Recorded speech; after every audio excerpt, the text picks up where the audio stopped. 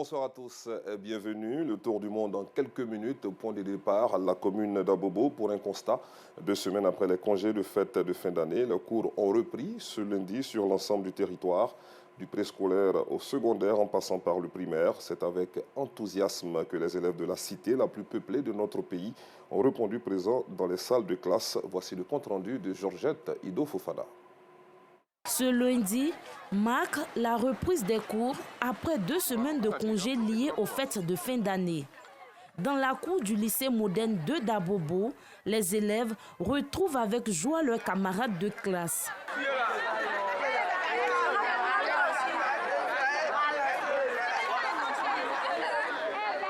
Dans les salles, c'est le démarrage des cours.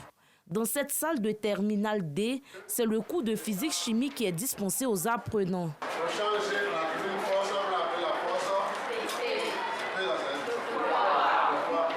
Comme nous sommes en classe d'examen, et ensuite le cours avec le prof. Nous n'avons pas trop bossé, mais nous avons au moins révisé quelque chose. Là, dans le cas où il y a une interrogation, on peut au moins se défendre.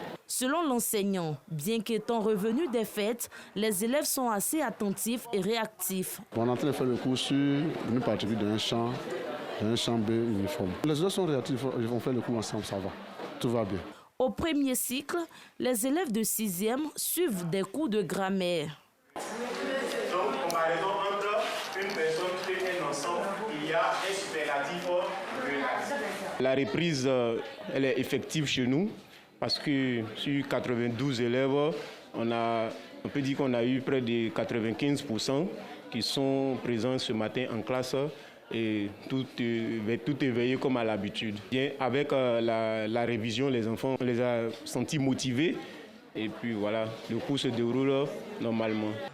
Après le lycée moderne, le cap est mis sur le groupe scolaire Nord, toujours dans la commune d'Abobo. Ici, les responsables font le tour des classes pour s'assurer de la présence effective des élèves et du corps enseignant. Nous devons constater l'effectivité de la reprise des cours parce que nous devons faire notre rapport à la hiérarchie. Nous avons constaté que et les instituteurs et les élèves sont présents au grand complet.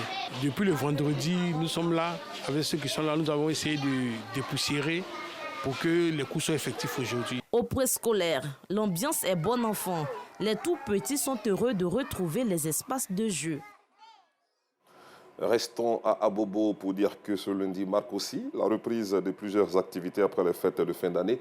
Une reprise qui a provoqué un gros embouteillage dans la commune. Difficile donc de la relier à d'autres communes. Et pourtant, à Cocody, la circulation est plus fluide. Le constat de Georgette Ido Fofana tout à l'heure dans la grande édition. L'actualité dans notre pays est dominée par la 34e édition de la CAN qui va s'ouvrir dans 5 jours.